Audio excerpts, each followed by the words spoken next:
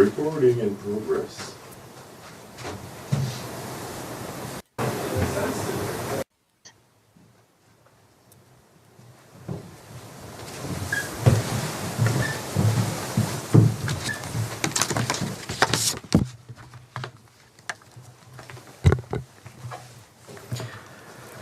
Good afternoon.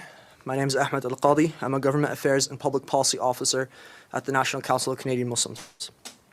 Human rights, sustainable development, solidarity, sovereignty, and territorial integrity. These are the values that Prime Minister Carney highlighted in his Davos address as the foundation of a new world order. His remarks came at a time when Canada itself faced threats of annexation from the United States. Prime Minister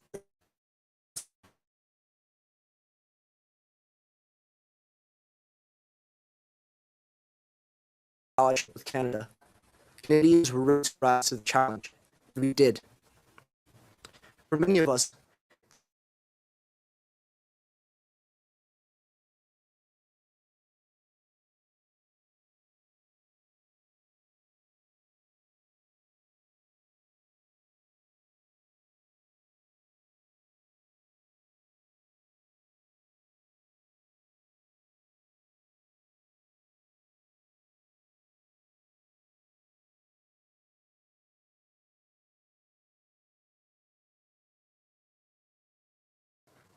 international law and undermine prospects for lasting peace. But lasting peace will not come through with wishful thinking.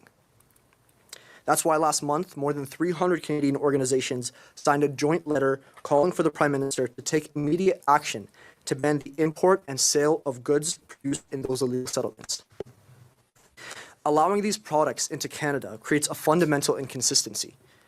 We affirm settlements as illegal and harmful to peace, yet permit trade that economically sustains them. Many human rights organizations have also documented allegations that Palestinian workers, including children as young as 11 years old, face exploitative and coercive conditions, raising significant concerns about forced and child labor. Additionally, a Main Street research poll found that far more Canadians want to see settlement products banned rather than keep them on Canadian shelves. And that's why we're here alongside our friends at Oxfam and Palestinian Canadian leadership today to echo the voices.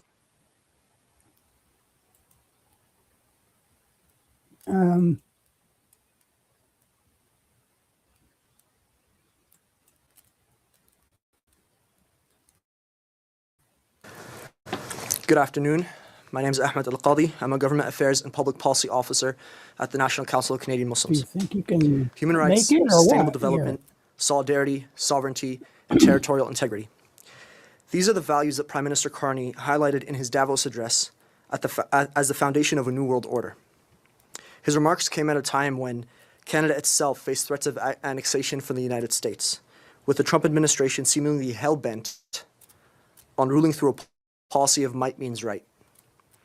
If the Trump administration was ready to dam decades of allyship with Canada, Canadians were ready to rise to the challenge, and we did.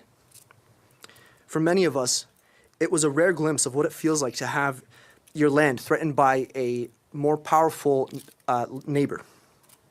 That experience reinforced an important truth. If we want these values protected at home, they must be protected everywhere else. Today, those same principles are under threat in the occupied Palestinian territories. And over the past year, Canada and its allies have condemned the expansion of illegal settlements and settler violence against Palestinians. Canada's long-standing policy has been that Israeli settlements in the West Bank are illegal under international law and undermine prospects for lasting peace. But lasting peace will not come through with wishful thinking. That's why last month, more than 300 Canadian organizations signed a joint letter calling for the Prime Minister to take immediate action to ban the import and sale of goods produced in those illegal settlements. Allowing these products into Canada creates a fundamental inconsistency. We affirm settlements as illegal and harmful to peace, yet permit trade that economically sustains them. Many human rights organizations have also documented allegations that Palestinian workers, including children as young as 11 years old, face exploitative and coercive conditions, raising significant concerns about forced and child labor.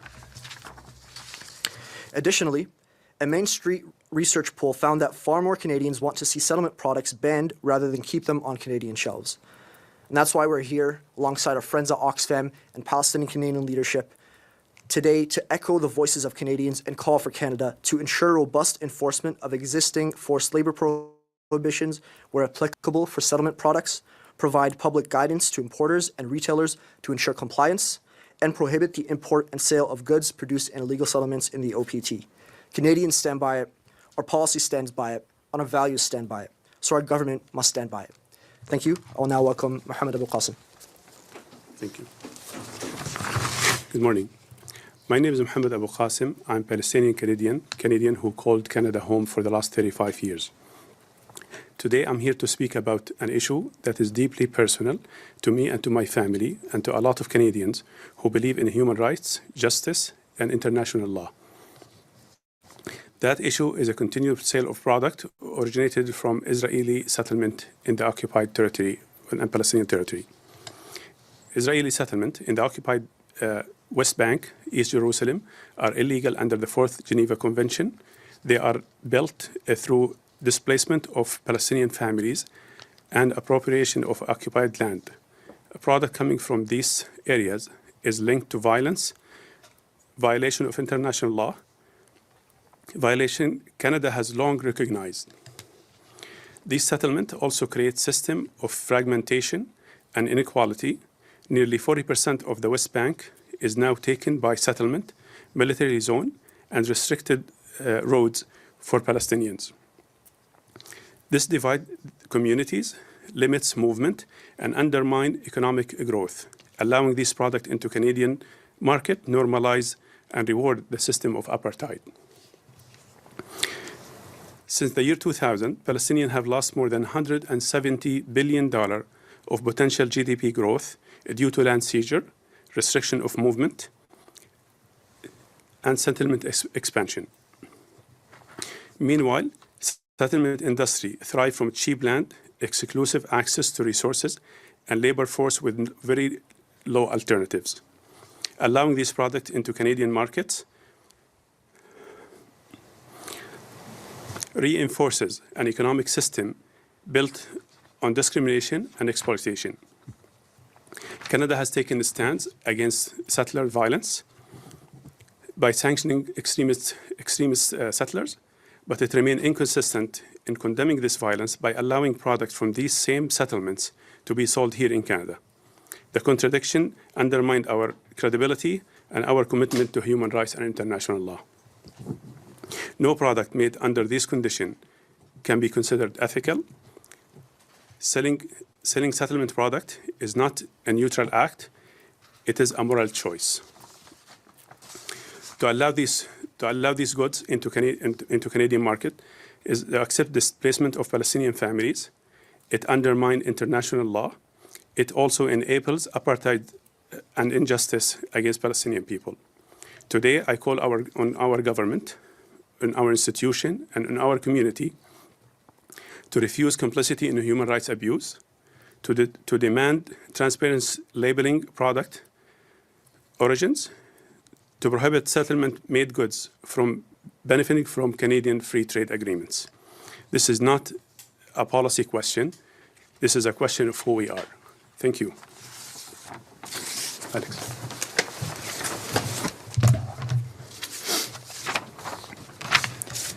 Thank you and good afternoon, everyone. My name is Daniel Komish, and I'm the Manager of Policy and Advocacy at Oxfam Canada. In the West Bank, the persistent expansion of Israeli settlements has made life extremely difficult for Palestinian communities. Entire Palestinian communities have seen their farmland seized or destroyed to make way for settlement agriculture.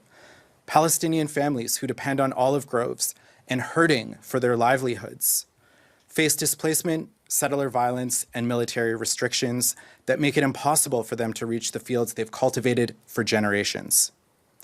Livelihoods are undermined, water access is restricted, and entire local communities are reshaped around industries that benefit settlements.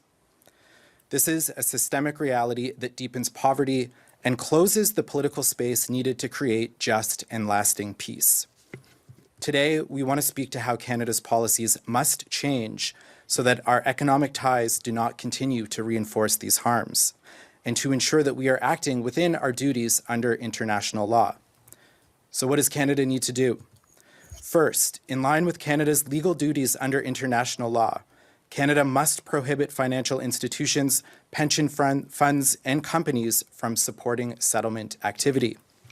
This includes banning trade with entities located in and sourcing from settlements, and banning banks, pension funds, and all companies in Canada from investing in businesses operating in Israeli settlements.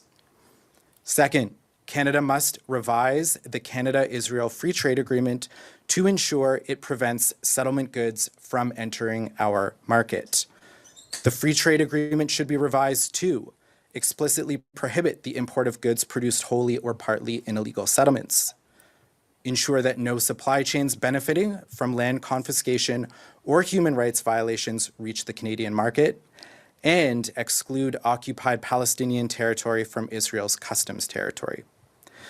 This not only aligns with Canada's obligations under international law, it's coherent with Canada's other positions, including that these settlements violate the Fourth Geneva Convention and that settlement expansion is an obstacle to peace and a two-state solution. Canada's recognition of Palestine cannot be hollow. It must translate into concrete policy changes. Aligning Canada's trade policies with international law is a legal obligation, a moral imperative, and a necessary next step to follow state recognition. Thank you. Now take questions.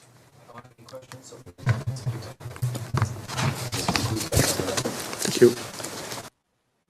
All right, there you have it. Don't forget to leave your comments and like, follow, and subscribe. We're here every day, as often as we can be. We'll be back. Have a good afternoon. Bye-bye.